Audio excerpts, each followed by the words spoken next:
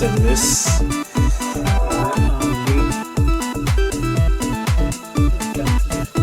Circuit d'alimentation.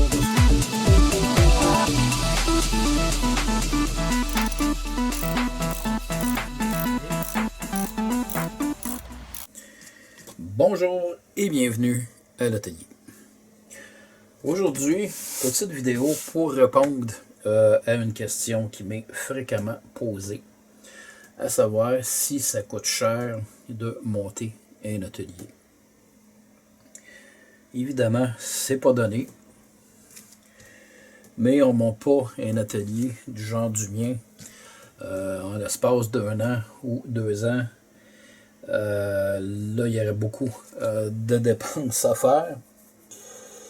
Et souvent, je pense, on regarde par exemple des gens qui font un peu de mécanique dans le garage, qui cumulent ici et là de l'outillage. Et bien souvent, c'est le cumul de toute une vie qui fait que, bon, on rentre dans le garage, il y a des outils quasiment mur à mur.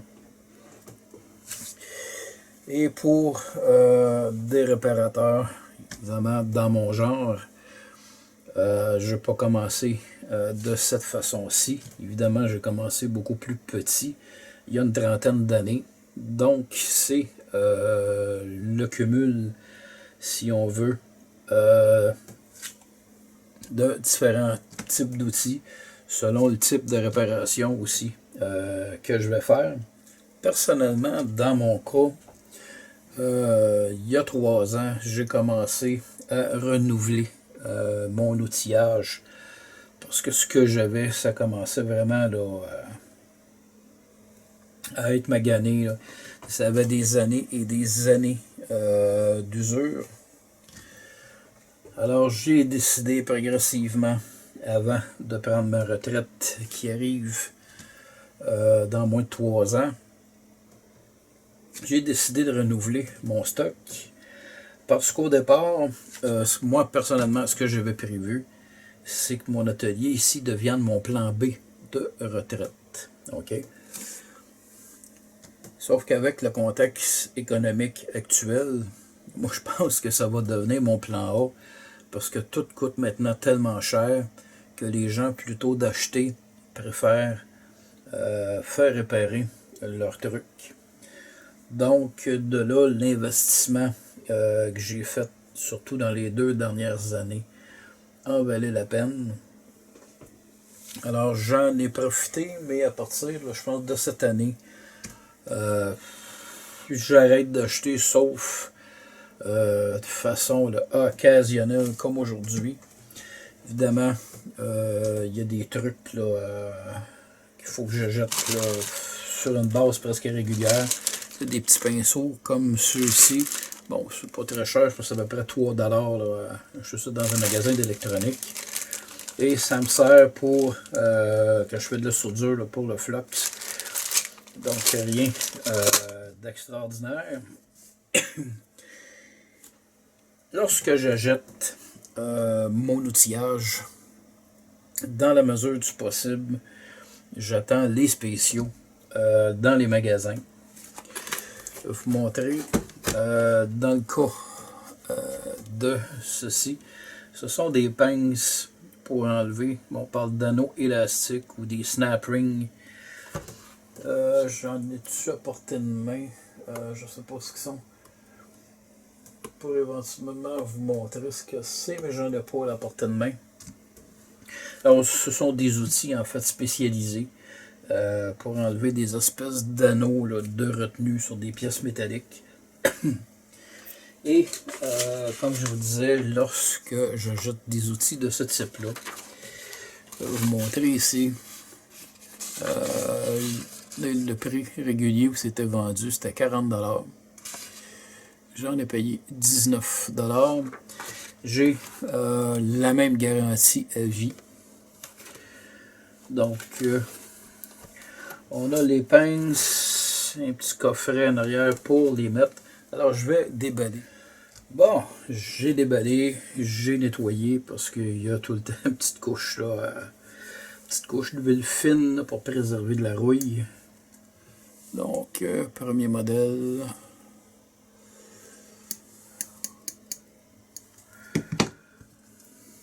deuxième modèle. Ils sont recourbés. Ok, c'est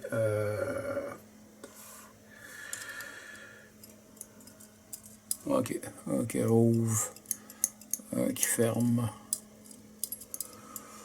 Donc c'est bien, c'est pas de qualité industrielle, là. Mais pour mes propres besoins, ça va être suffisant. Donc on a ici une espèce là, de truc là, pour mettre les pinces dedans.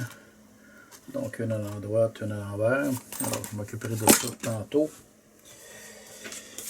Une autre pince que j'ai acheté aujourd'hui. Ok. Si on regarde par exemple, ok, j'ai le prix ici, le prix d'aujourd'hui dans un magasin Home Depot.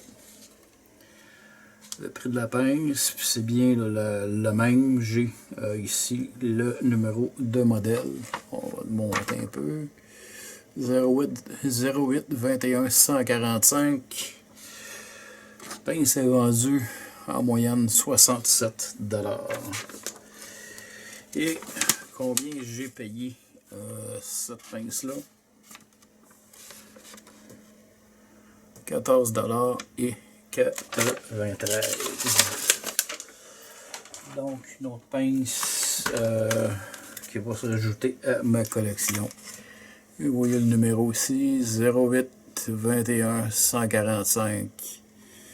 C'est le même modèle. On peut l'ouvrir ici. Bon, on va déballer ça. Alors, notre pince est déballée, fabriquée en Allemagne. Et moi, ce qui m'intéressait, c'est surtout la petite coche ici. Donc, c'est des pinces que je vais utiliser au niveau là, de mes travaux d'électricité.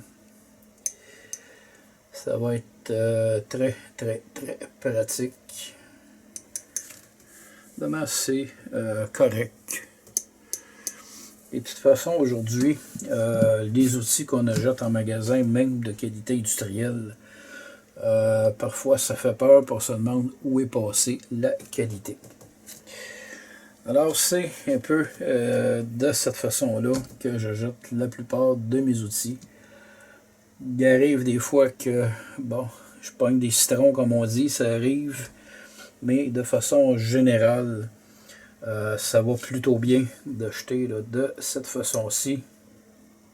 Et je peux vous dire qu'à date, j'ai, si on calcule sur 20 ans, dans ce que j'ai acheté au niveau outillage, j'ai économisé quelques milliers de dollars, ça c'est assuré.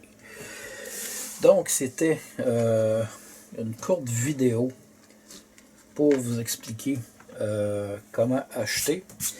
Et ici au Québec, le temps que je pense, il y a souvent des encans pour les gens là, qui ne veulent pas acheter du neuf dans les magasins, même des outils à rabais. Ici au Québec, il y a souvent des encans qui sont faits.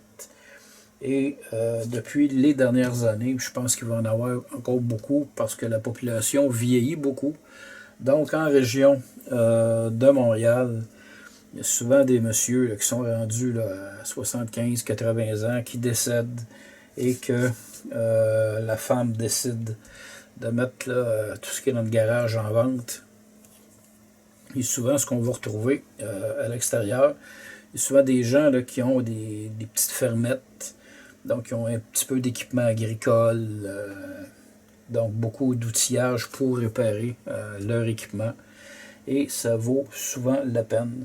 Donc, vous allez sur Google, vous cherchez là, les encanteurs ou encans, et vous allez en trouver plusieurs. Évidemment, lorsqu'on va dans un encan, ben, c'est celui qui offre le plus gros montant qui va le remporter. C'est le principe d'un encan. Donc, l'offre la plus haute remporte. Alors, c'était pour vous expliquer un petit peu comment acheter vos trucs de façon à ce que ça vous coûte un peu moins cher. Je terminerai juste, par exemple, en prenant ceci. Bon, c'est pas grand-chose, c'est à peu près 3$ d'un magasin d'électronique. Il y a souvent des gens qui, si tu sais que tu vas l'utiliser, tu vas peut-être en utiliser 4-5 pendant l'année. Au lieu de l'acheter individuellement puis payer peut-être 75 cents chaque, prends un lot à 3$, ça va durer plus longtemps. Puis au bout de la ligne, ça va te coûter beaucoup moins cher. C'est d'ailleurs ce que je fais par exemple avec mes vis. Au lieu d'aller dans les magasins acheter le petit paquet de 6 ou 8 vis, je vais mettre peut-être 3-4$ de plus si je vais acheter la boîte de 100. Mais j'en ai peut-être pour 3-4 ans là-dedans. Là. Alors, j'espère que ça répond un petit peu à certaines questions. Sur ce, je vous dis merci et à la prochaine.